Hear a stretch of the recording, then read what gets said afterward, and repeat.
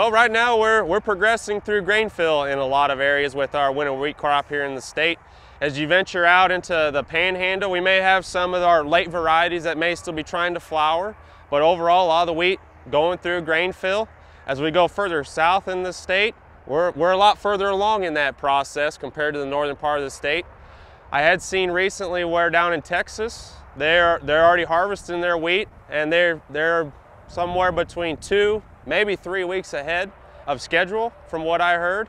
And for us here in Oklahoma, we'll probably get harvest started a little bit earlier than normal, maybe close to that 10 to 14 days. It wouldn't surprise me by maybe sometime next week if we hear some reports of some combines going through the field down in the southern part of the state, especially towards the Red River.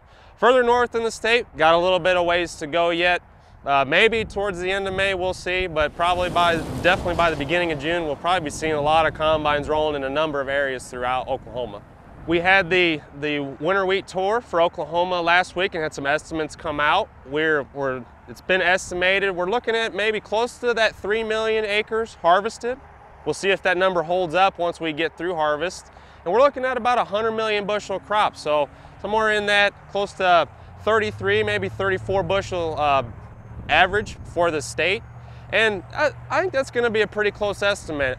Where we are keeping the wheat for harvest, those are going to probably be our better fields. The wheat on maybe some of our marginal ground or had lower yield potential was wheat that maybe is already being grazed out, or it's wheat that's going to go for hay or just be terminated in general and maybe go to a summer crop. This year we have wheat varieties that Dr. Carver has worked on releasing.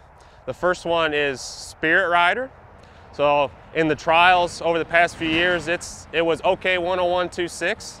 This is a variety that has OK Bullet as part of its parentage. It's a lot like OK Bullet, but with better standability and better yield potential. The next variety is Smith's Gold. This is a variety, it's going to be basically a Gallagher update. It's a variety that has Gallagher as half of its parentage, and it has a OSU experimental in it that has TAM 110 as well as 2174.